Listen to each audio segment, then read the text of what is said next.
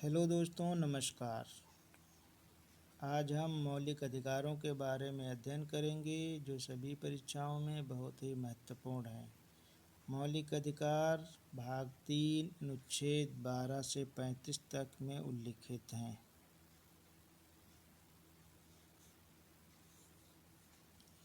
भाग 3 अनुच्छेद 12 से 35 तक में उल्लिखित हैं। मूल भारतीय संविधान में 7 मौलिक अधिकार प्रदान किए गए थे, जबकि वर्तमान में 6 मौलिक अधिकार हैं। एक मौलिक अधिकार जो संपत्ति का मौलिक अधिकार था, इसे 44वें संविधान संशोधन अधिनियम 1978 के द्वारा भाग 12 अनुच्छेद 300A में जगह दी गई है। संपत्ति के मौलिक अधिकार को भाग 12 अनुच्छेद 300A में एक विधिक अधिकार बना दिया गया है। इस प्रकार 6 मौलिक अधिकार वर्तमान में भारतीय नागरिकों को प्रदान किए गए हैं। अनुच्छेद 14 से 18 तक में समता का अधिकार, अनुच्छेद 19 से 22 में स्वतंत्रता का अधिकार, अनुच्छेद 23 और 24 में शोषण के विरुद्ध अधिकार, अनुच्छेद 25 से 28 में धार्मिक स्वतंत्रता का अधिकार, अनुच्छेद 29 और 30 में सांस्कृतिक और शैक्षणिक अधिकार, अनुच्छेद 32 में संवैधानिक उपचारों का अधिकार। इस प्रकार वर्तमान समय में 6 मौलिक अधिकार भारतीय नागरिकों को प्रदान किए गए हैं।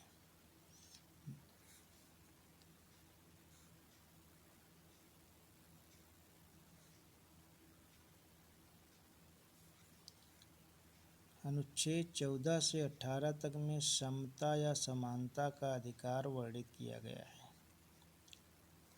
अनुच्छेद 14 से 18 तक में समता या समानता का अधिकार वर्णित किया गया है। अनुच्छेद 14 के अनुसार कानून के समक्ष समानता, कानूनों का समान संरक्षण प्रदान किया गया है, यानी कि कानून के समक्ष सभी समान हैं।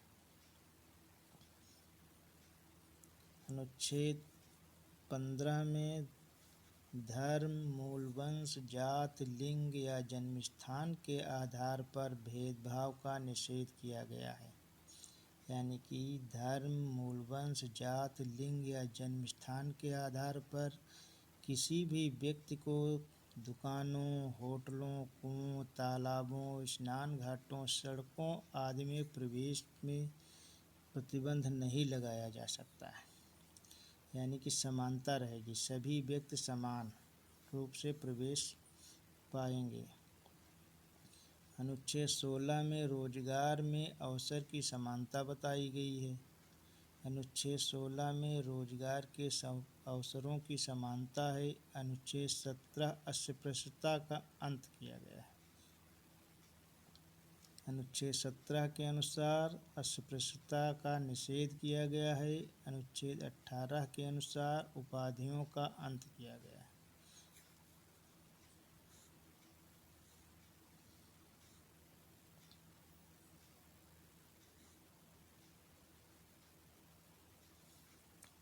अनुच्छेद 19 से 22 तक में स्वतंत्रता का अधिकार उल्लिखित है।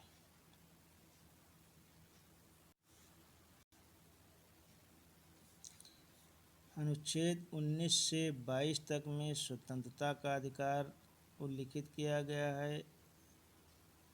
व्यक्तिगत स्वतंत्रता का अधिकार, भाषण एवं अभिव्यक्ति की स्वतंत्रता का अधिकार, शांतिपूर्वक जमा होने और सभा करने का अधिकार, भारत में कहीं भी जाने आने का अधिकार, भारत के किसी भी हिस्से में बसने और रहने का अधिकार, कोई भी रोजगार करने का अधिकार। इस प्रकार अनुच्छेद 19 में 6 प्रकार की स्वतंत्रताएं प्रदान की गई हैं। व्यक्तिगत स्वतंत्रता का अधिकार है, भाषण एवं अभिव्यक्ति की स्वतंत्रता का अधिकार है, शांतिपूर्वक जमा होने और सभा करने का अधिकार है, आप कहीं भी शांतिपूर्वक इकट्ठा हो सकते हैं और सभा कर सकते हैं, भारत में कहीं भी आ जा सकते हैं, यानी कि पूरे भारत में आप कहीं भी आने जाने का अधिकार है।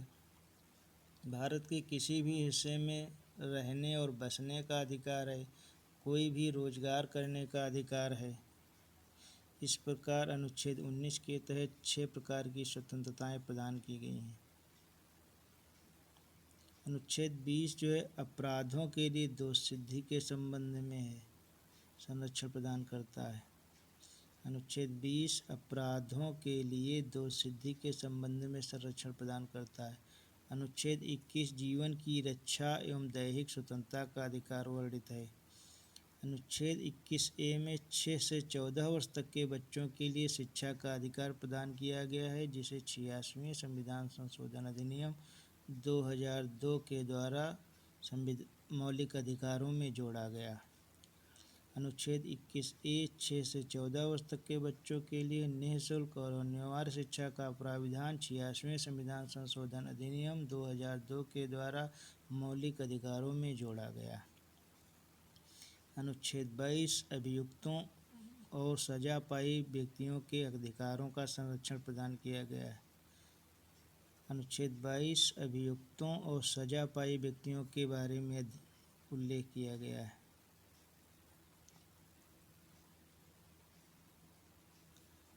अनुच्छेद 23 और 24 शोषण के विरुद्ध अधिकार प्रदान किए गए हैं। अनुच्छेद 23 और 24 शोषण के विरुद्ध अधिकार प्रदान किए गए हैं। अनुच्छेद 23 में मानव के दुर्व्यापार और बंधुआ मजदूरी पर प्रतिबंध लगाया गया, यानी कि मानव का व्यापार नहीं कराया जा सकता है और बंधुआ मजदूरी नहीं कराई जा सकती है। अनुच्छेद 24 में जोखिम भरे कार्यों में बच्चों के नियोजन पर प्रतिबंध लगाया गया, यानी कि 14 वर्ष से कम आयु के बच्चों को जोखिम भरे कार्यों में नियोजित नहीं किया जा सकता है।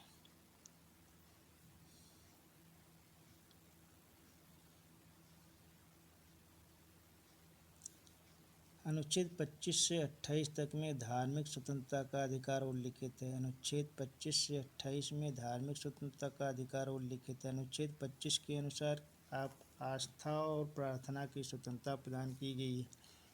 अनुच्छेद 25 के अनुसार आस्था और प्रार्थना करने की स्वतंत्रता प्रदान की गई है। अनुच्छेद 26 के अनुसार धार्मिक मामलों के प्रबंधन की स्वतंत्रता प्रदान की गई है।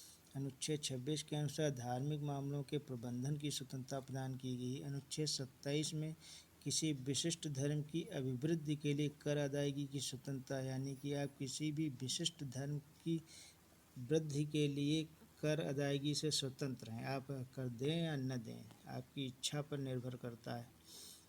अनुच्छेद 28 में कुछ शैक्षणिक संस्थाओं में धार्मिक शिक्षा या उपासना में उपस्थित होने से स्वतंत्र किया गया है, स्वतंत्रता प्रदान की गई। शैक्षणिक संस्थानों में धार्मिक शिक्षा और उपासना में आपकी उपस्थिति अनिवार्य नहीं है, आप स्वतंत्र हैं, चाहे तो शामिल हों या न शामिल हों।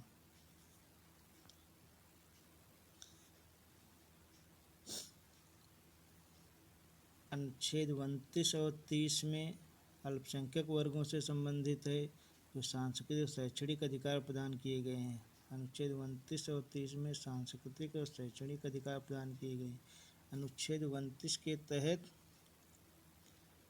अल्पसंख्यकों की भाषा संस्कृति के संरक्षण का अधिकार प्रदान किया गया। अल्पसंख्यक अपनी भाषा और संस्कृति का संरक्षण कर सकते हैं, अनुच्छेद 29 के तहत। अनुच्छेद 30 के तहत अल्पसंख्यक समुदाय जो है शैक्षणिक संस्थाएं स्थापित कर सकता है और उसके प्रबंधन की व्यवस्था कर सकते हैं। अनुच्छेद 30 के तहत अल्पसंख्यक समुदाय शैक्षणिक संस्थाएं स्थापित कर सकते हैं और उसके प्रबंधन व्यवस्था का जिम्मेदारी ले सकते हैं। अनुच्छेद 32 संवैधानिक उपचारों से संबंधित है। अनुच्छेद 32 के तहत यदि किसी व्यक्ति के मौलिक अधिकारों का उल्लंघन होता है तो उच्चतम न्यायालय में जाने का अधिकार है। अनुच्छेद 32 के तहत मौलिक अधिकारों के उल्लंघन होने पर उच्चतम न्यायालय जाने की व्यवस्था है, जबकि अनुच्छेद 226 के तहत हाई कोर्ट जाने की स्वतंत्रता है। इस प्रकार आज हम भारतीय संविधान के भाग 3 अनुच्छेद 12 से 35 तक में उल्लिखित मौलिक अधिकारों का अध्ययन किया, जो लगभग सभी परीक्षाओं में बार बार पूछे जाते हैं। Thanks for watching.